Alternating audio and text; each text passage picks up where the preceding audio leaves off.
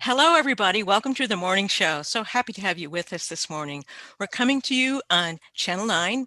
We're also broadcasting on WJOP-LP Newburyport FM 96.3. We're also live streaming on Port Media's YouTube channel.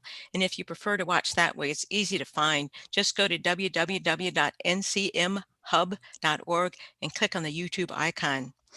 I'm your host, Mary Jacobsen, and I've been excited about this show since I first was able to book my guest today, Mark Wilson, to talk to us about the extraordinary life of Elizabeth Freeman.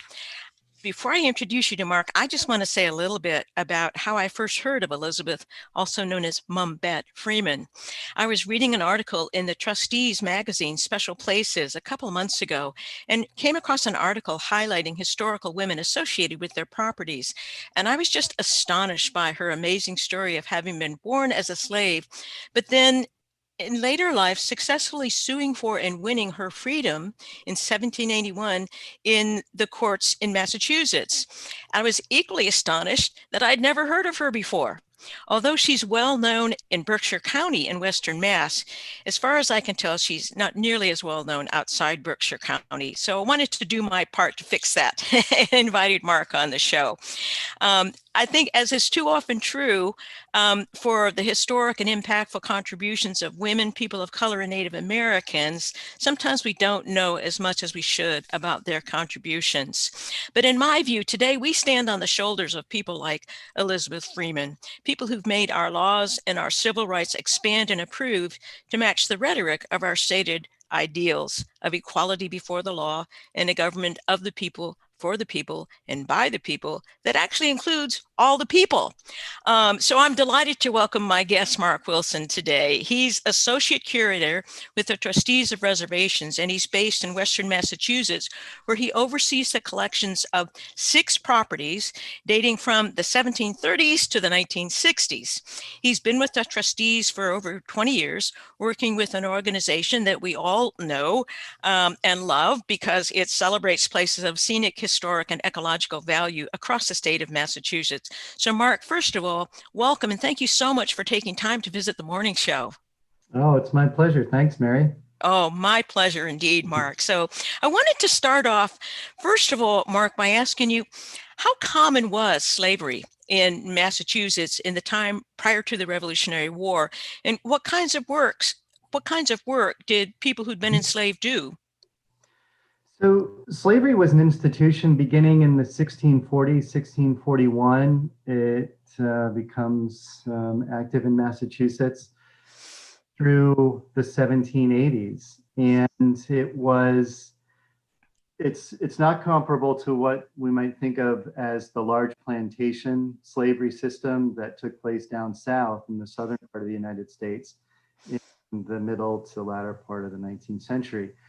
It was typically smaller things of enslaved people within households, maybe 3, 5, up to 8 people. And the activities that they were involved in were the maintenance of the household, working around the kitchens and spinning and weaving, working on farms, tending crops, all the activities that go on to maintain a farm, and also working in shops and businesses associated with their owners.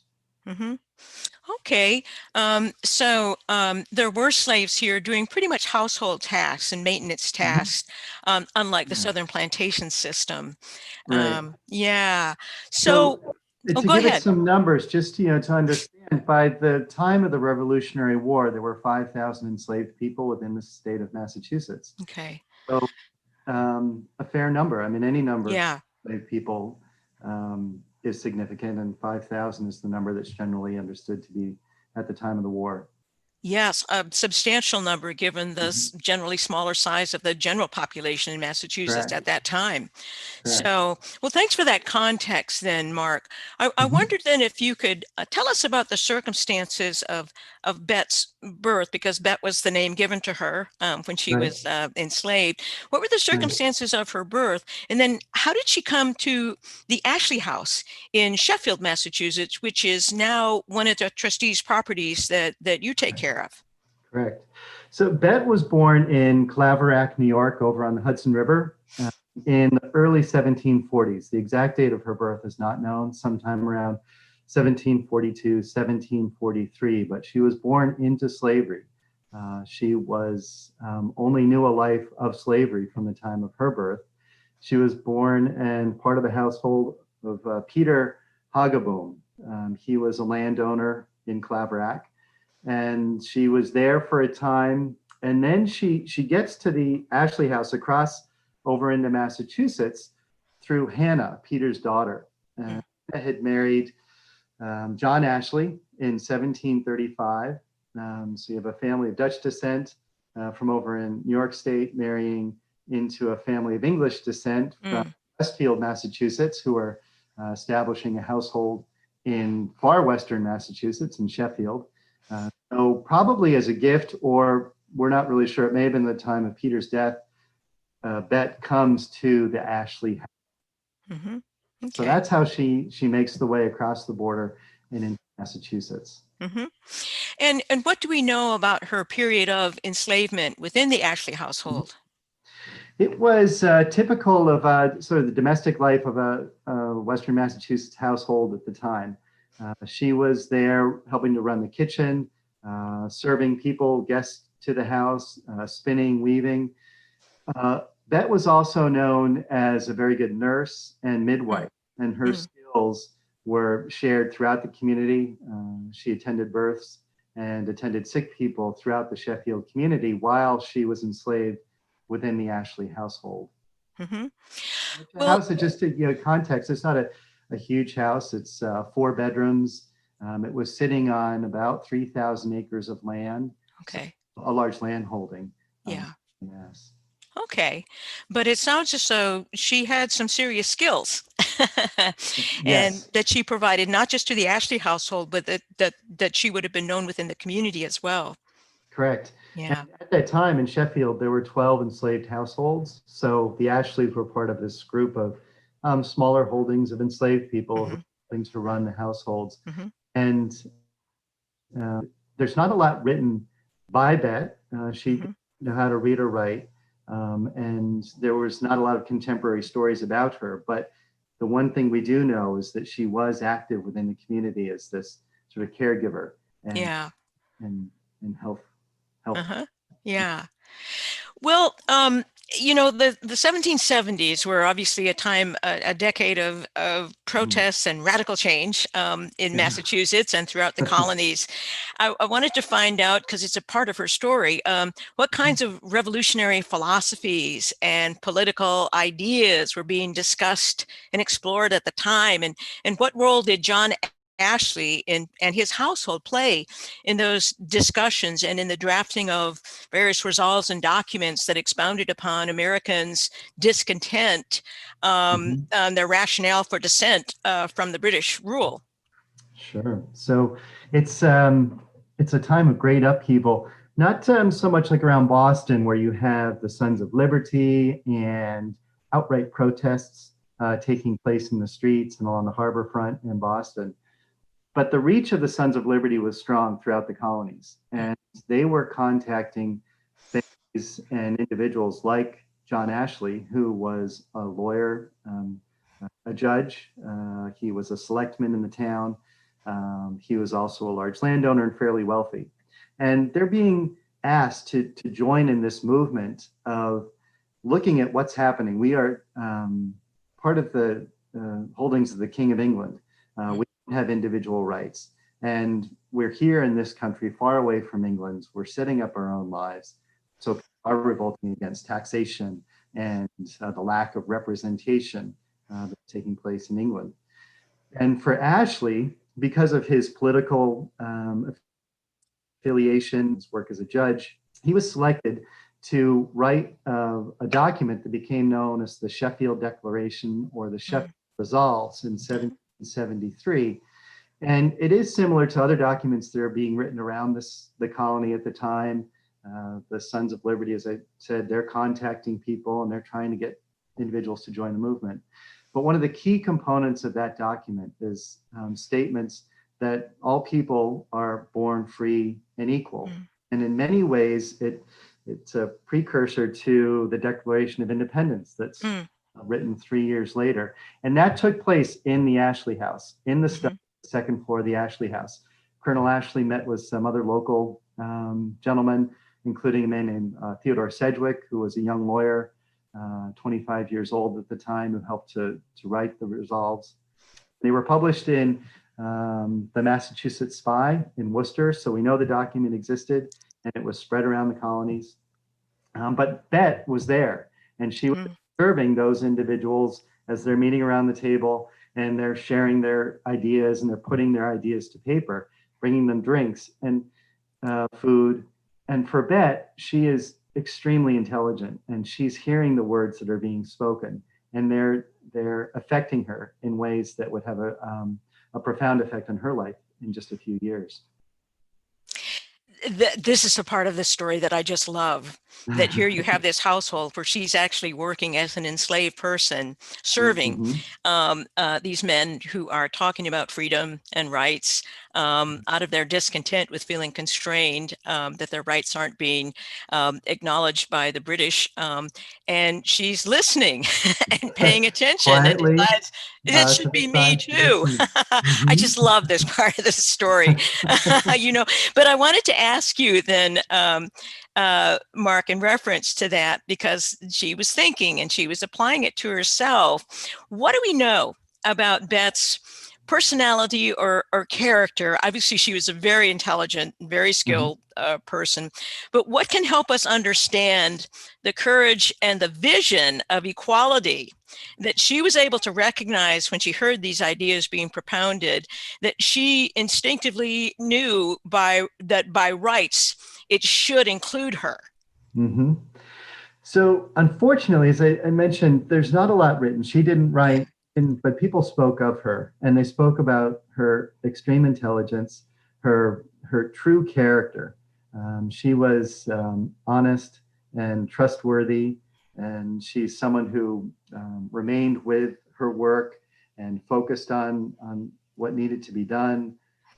She, as I mentioned, was also this person who would go around and provide health care to people. So she was well respected within the community, not for herself, but she was always able to see her situation and to see beyond where she was. Yeah.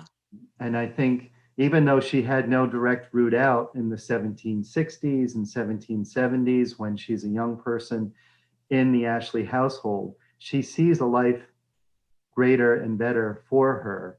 She just hasn't figured it out yet. And how do I get there?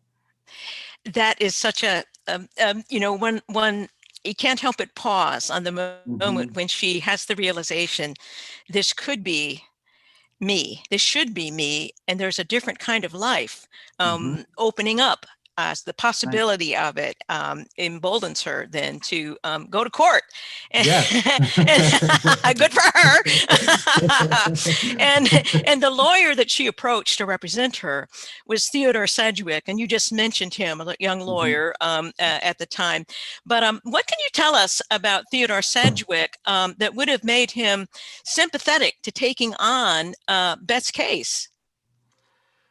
He was, so she knew him from being around the house and being a friend of Colonel Ashley. He lived in Sheffield. He had studied law. He born in outside of Hartford, went to Yale, never finished his studies at Yale, moved to Great Barrington, where he studied under a lawyer to become a lawyer himself. So by the time he's working around the Ashley house and Bett gets to know him, he's well established. He is well recognized and respected within the community. He was a major in the Continental Army during the Revolutionary War. He served in White Plains, came back to Sheffield, and had a household. He was married at the time, lived on Main Street, and had a very successful law practice. So the conduit for Bett. She sees an individual who is also involved in local and state politics, who understands that there is a new state constitution, which was ratified in 1780 for the state of Massachusetts when it was still a colony. The war had not finished. It was still a year towards its conclusion. But there's this new state constitution that says all men are born free and equal. Yeah. And and so here's another piece to this whole puzzle, this another layer that comes in, and Bett knows about it. She recognizes an opportunity. So this is where the story gets real exciting, and her life changes dramatically. Yeah, and she clearly sensed and saw in in Sedgwick somebody who was taking these principles seriously. He went to war, you know, to fight Fighting for for them, correct. and must have seen him as a pretty good bet to be an ally. Yeah, And her bet was well placed because he did take it up. I've also she seen did. mention of somebody else who I think was co-counsel, Yes, Tapping Reeve. right. I think. What can you tell us about Tapping Reeve? Because he was part of this case as well. He was older, from Connecticut, down in Litchfield, just south of Ashley, Ashley Falls and Sheffield in Connecticut. He started the first independent law school in America. Ah, He was a state jurist on the state Supreme Court in Connecticut. He taught large group of lawyers and others who became Supreme Court justices and for their legal skills. The school closed in the 1830s, but it's significant, and it's on the road or a horseback ride from Ashley Falls. So it's February 1781. There's an incident at the Ashley house where the facts are not completely straight. There's two or three stories, but Hannah, who was known to have had a fairly fiery temper, swung a fireplace poker, as the story goes, at an individual who was working in the kitchen. Now, we know Bett was there and another woman named Lizzie. And Lizzie has been reported to be either Bett's daughter or her sister or another enslaved person in the household. But Hannah takes action. She swings the poker. Bett stands in the way and takes the blow in her arm. We know she had a scar on her arm for the rest of her life from that blow. And here's something about her character. She had the strength to stand at that moment and say, ask for an apology. And wow. an apology. So, you know, it's hard to know the facts, but this part is true. Something happened, an incident happened, and Bett asked for an apology. She didn't get it. So she leaves the house and walks 3 miles to the Sedgwick household. And this is where, knowing the new state constitution, she asks for Sedgwick to help sue for her freedom under the new state constitution, which says basically outlaws slavery because it says that all people are free and equal. That's an extraordinary story. And just a person of such incredible resolve and integrity and also courage, and such a strong sense of what was right and honestly what she shouldn't have to put up with. Right. That's just amazing. Yeah. So May of that year, by May of 1781, the court case is filed. The documents are put together. She's represented by Sedgwick and Tapping Reeve. And that's where, and there are other cases going on at the time. So she's not the only person who is seeking her freedom, but she is the first case that creates a suit based on all people are free and equal under the state constitution. And it says then slavery is illegal. Right. Yeah, that's amazing. Now, you know, Mark, I was reading that the case is actually known as Brom and Bett v. Ashley. Could you tell us about Brom, who he was and why he was added to the suit? So we know that there were 5 enslaved people within the household. There was Bett and Brom and John, Zach, and Harry. Brom was added because the lawyers, her counsel, Sedgwick and Reeve, felt having a man on the suit would add strength and weight. As men are more respected within the community, which is, you know, you think about it, here's a woman who's got the strength to sue for her freedom. She's known it like nothing but slavery. Yeah. But they have to add a man to it to bring some weight to this case. So, well, you know, what can you do? What can you say? it Yeah, happens. it's ripe with irony. It is But incredibly, but but it works. And we don't know the connection between Brahm and Bett. There may yeah. have been a relationship, and we really don't know much about Brahm, either from the time leading up to the case or his life after. But the two of them were joined in the case in May of 1781, and submitted to the Court of Common Pleas in Great Barrington. And it goes through the legal process. And in August 21 of 1781, the suit is heard, and it is Bett is granted her freedom. There's no argument against this very concise case that says all people within the state of Massachusetts are free and equal. Period. End of sentence. Boom. That's it. It's probably one of the clear, Yeah. it's really clear-cut case. Well, you've got to think that Brahm must have been awfully glad, Sure. that he was added to the case, because it obviously dramatically and forever changed his life as well. It did. So, yeah, go ahead. Yeah. So what was, well, two things, Mark. How was the outcome of her case? Pretty clear cut. How was it viewed at the time? And what was the immediate result for Bett personally? So a number of things happen, but one thing that doesn't happen, it's not written about. The local papers don't write about it. There's notices, legal notices about this case. And so we only have the court document itself, which is a great factual document. It's one of the few documents that relates to Bett's life and gives us a clear indication of what was happening and where, and the who's and the whys of this great incident. At that time, Colonel Ashley, asked Bett to return to the house where she had been working for years. He said, I'll take you back in and you can be a paid servant. And she says, nope, I'm not coming back. We do know that Brahm was on his own a bit. He kind of disappears from the historic record.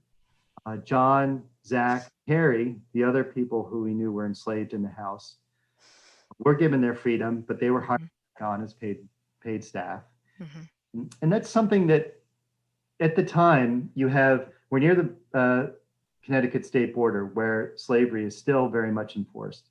It was very dangerous for an enslaved person, Black African American, to leave a household, and they didn't have money, they didn't have education, they didn't have access to going to school, they couldn't buy land. They had no rights, even though they were free. So they had to stay within small communities just to be safe. Because if they crossed a border into New York or Connecticut, they could be picked up and put back into slavery. Yeah.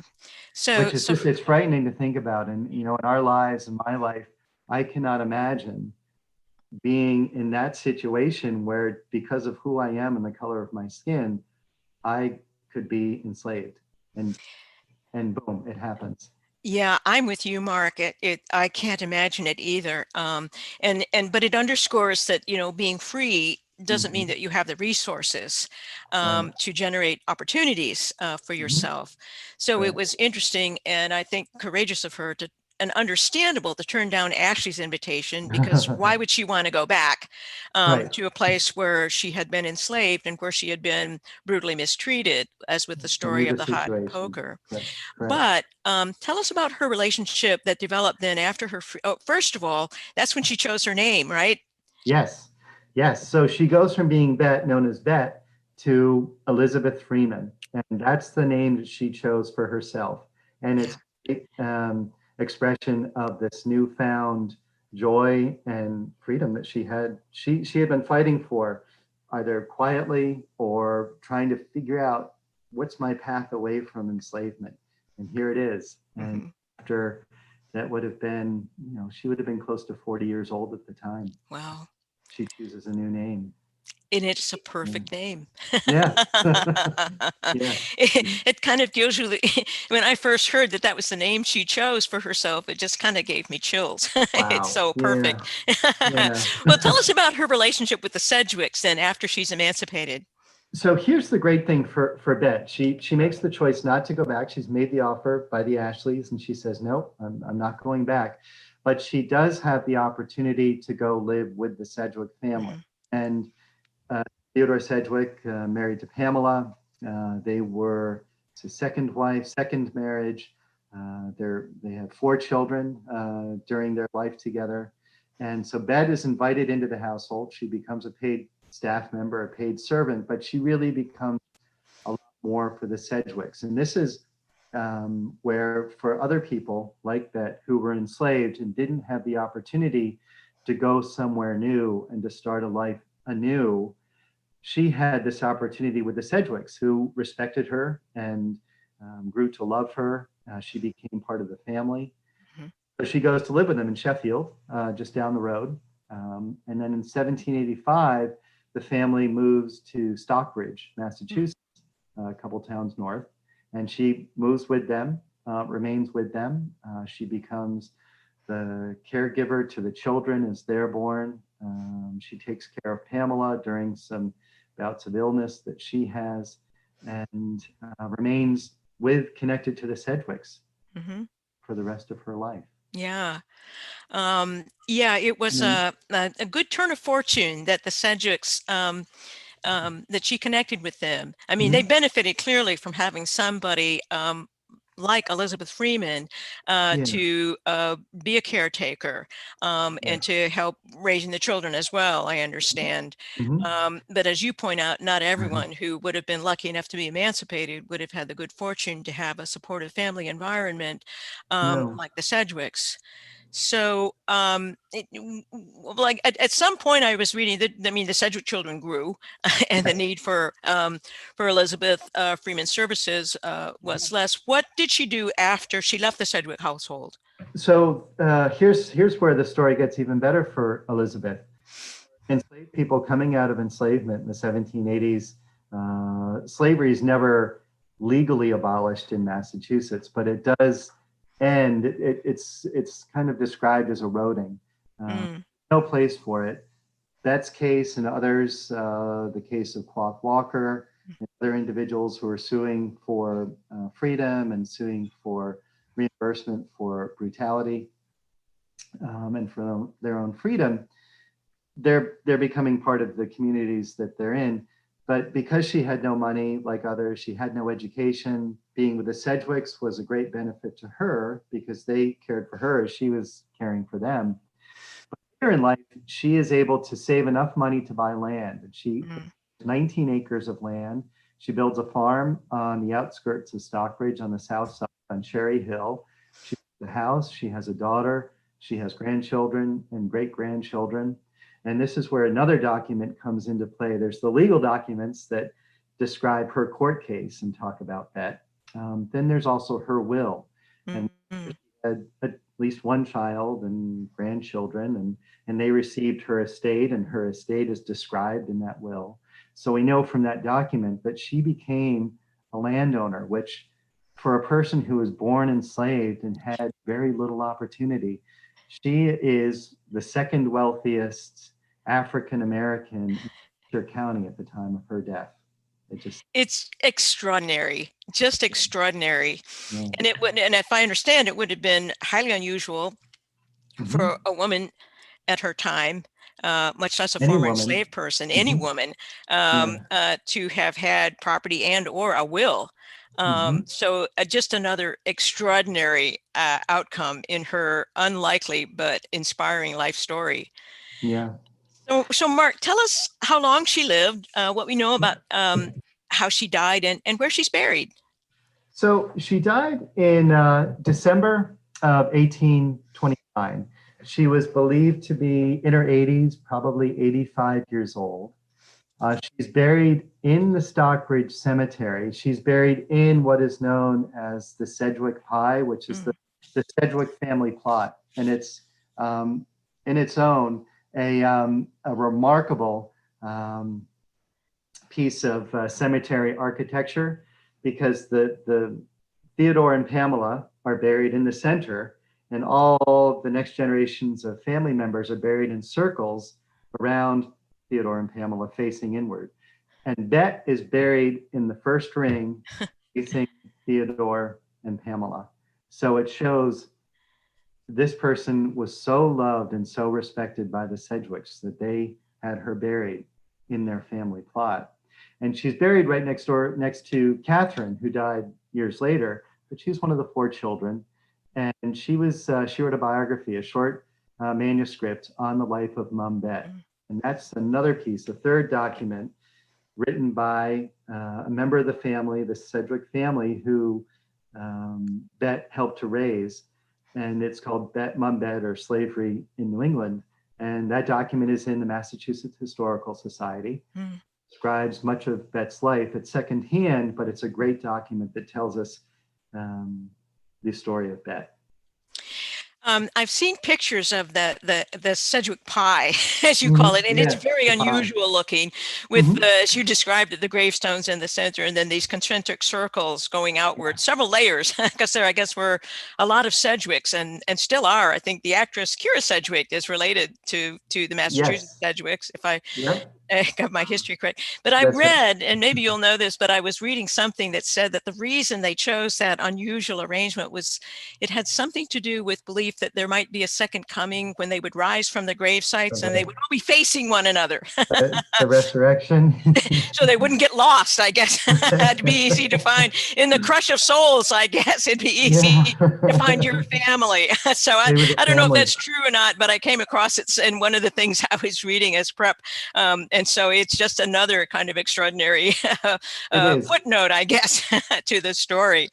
It is, and it shows the strength of the Sedgwick family, which is tight and close, and the generations. I mean, they had the foresight to think about generations and future deaths, and everybody is still there. And family, you mentioned Kira Sedgwick, Ellery Sedgwick, the editor of the Atlantic Monthly. His house is Long Hill, another trustee's property. Oh, yes. I didn't realize. I've been to Long Hill, but I didn't realize that. Yes. So, well, Mark, I was hoping that that you might be willing to share Elizabeth Freeman's epitaph for us, because I believe, was it Catherine Sedgwick? One of the Sedgwick family members wrote it for her, about her. And Charles. Also, her brother, we believe. But they're all very close. Great writers. Sure, I'd be happy to share that with you. I'd love it, because I find it very moving, and I think that people watching the show will as well. Okay. Elizabeth Freeman, known by the name of Mum Bett, died December 28th, 1829. Her supposed age was 85 years. She could neither read nor write, yet in her own sphere, she had no equal or superior. She neither wasted time nor property. She never violated a trust nor failed to perform a duty. In every situation of domestic trial, she was the most efficient helper and the tenderest of friend. Good mother, farewell. Isn't it? You know, Mark, we can all only hope that we would be worthy of a farewell like that. I love the phrase tenderest friend. And, people don't give that out to one unless you've really deserved it. So exactly. And, it also mentions a third name. So she's known as Bett when she's enslaved. She chose the name Elizabeth Freeman when she won her suit and became a free person. And then it also says Mum Bett. And that's a third name. And when she moves to Stockbridge and she's within the community and she continues her work as a midwife and a caregiver, Mum is added to Bett, Mum being a term of respect, much like Mrs. or Mum. So it's this sign of respect that she had within the community, that name. Well, thank you for clarifying that, because that's always added. I knew that Bett was the name that she'd been given, and it's the Mum then is an honorific basically for her, which she clearly deserved. Well, Mark, tell us about Elizabeth Freeman Day, because Elizabeth Freeman is very well known in Berkshire County. She has her own day. How is her legacy viewed there, and what happens on Elizabeth Freeman Day? So in August of every year, around August 21st, which is the anniversary of the lawsuit being heard in court and ratified, celebration of her life that takes place at the Ashley House and within the town of Sheffield. There's a proclamation that was put forward by the state that's read every year, proclaiming Elizabeth Freeman Day. And there's a walk that takes place, a freedom walk that goes from the Ashley House to the center of Sheffield to the old Sedgwick House that retraces the steps that she took, the first steps that she took in her pursuit of freedom. And this year it took on greater strength and greater importance with the Black Lives Movement, Black Lives Matter movement taking place, and this need to understand that we are all important people, and no life is less than another. Yeah. So there were about over 60 people who came out for that walk this year. So it's a great event. It takes place. It is a great event. I look forward to joining it one Yeah, day when we're just come on traveling out. again. Yes. You know, in my research, Mark, you probably are familiar with this website, but there's an excellent website I want people to know about called elizabethfreeman.mumbet.com, and they're spelling Mumbet, mumbet.com. Yes. And it's been spreading the word about Elizabeth Freeman, as I know you have and the trustees have. And it seems that there's more scholars and books being written about her kind of steadily, including an excellent children's book that I came across by Gretchen Wolfe called Mumbet's Declaration of Independence. They're forecasting a stamp in her honor at some point. Yes. And it also mentioned, I hope it's true, that Octavia Spencer, the actress, is producing a film about Elizabeth Freeman. But she picked up rights to one of the books. Yes. Pardon? Yeah, she picked up rights to one of the books. Did she really? Oh, that's great. Oh, I hope that happens. Yeah. But I wonder, Mark, I wanted to ask you, what impact has learning about Elizabeth Freeman had on you as both as a person and as a curator of the Ashley home, and therefore a significant part of her history and her legacy? Sure. So for me personally, understanding this story, I mean, it helps me to just feel a little bit about what it would have been like to, just get some understanding of enslavement and this institution of slavery that unfortunately took place in this country many years ago. It has ended, but racism and judging people by who they are, it's still there in some ways. And anything that we can do as people and human beings to accept that we are all equal and that we all have a story to tell. Those stories are important to help us in our understanding of past lives and our lives moving forward. And that's where my understanding of Elizabeth and reading more about her and trying to bring her story forward has affected me. And for the Ashley House, it's been very important to put her story and Elizabeth's life first and forward, as opposed to really kind of telling, in the past, the story was about the Ashleys and this large landowner, which is an amazing story about wealth and growing within the colonial system. But Elizabeth is the story, and there's no other house like it.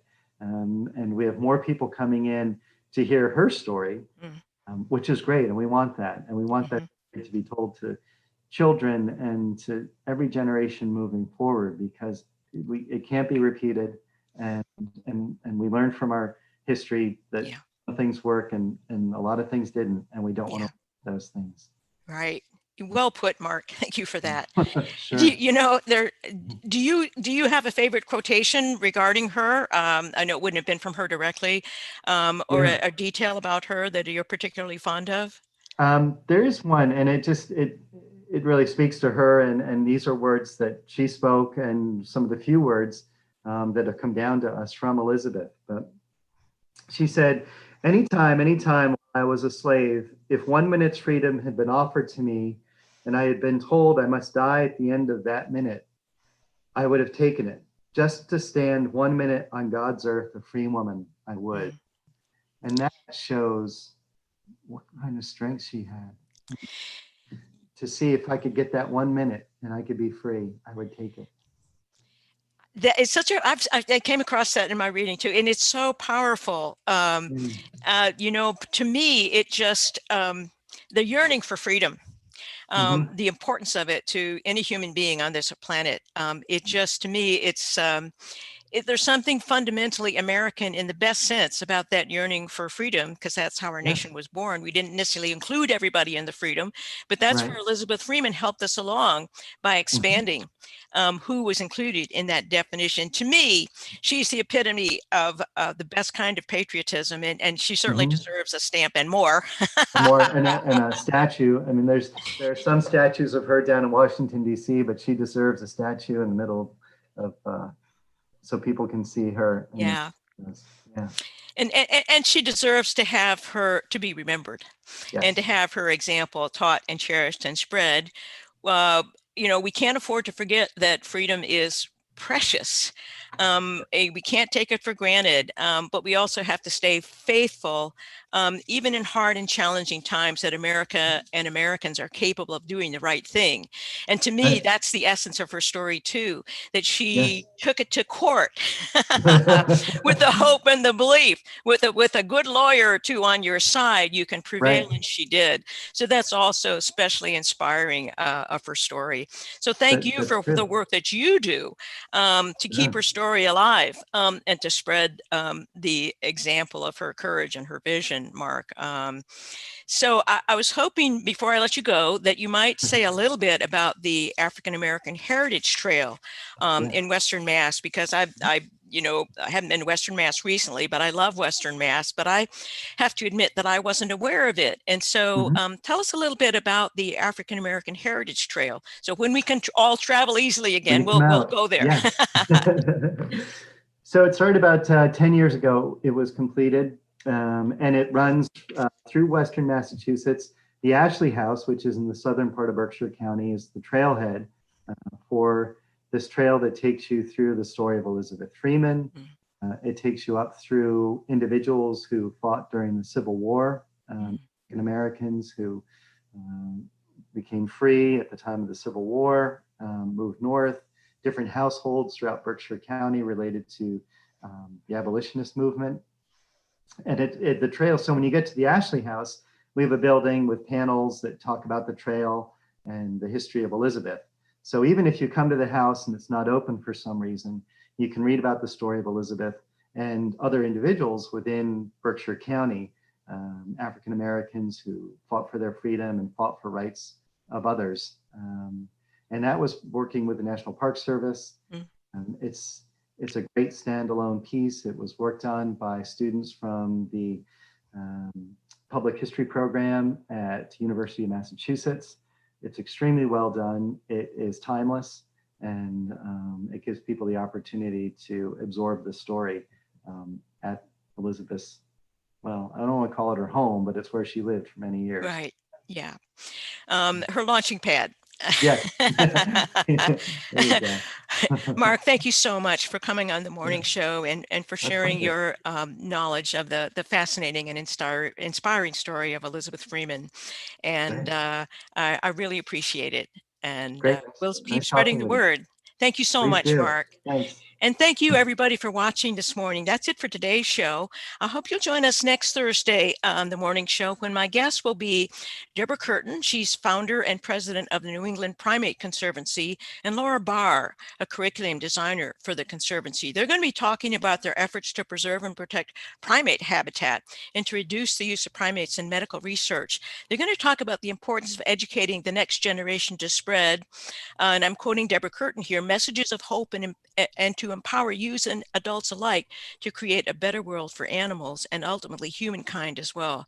They're going to talk to us about some very imaginative and fun materials that they develop that are adapted for virtual education, given the COVID constraints these days, in part by teaching children some critical detective skills. So you're not going to want to miss learning the solution to the case of the disappearing habitat, the candy culprit.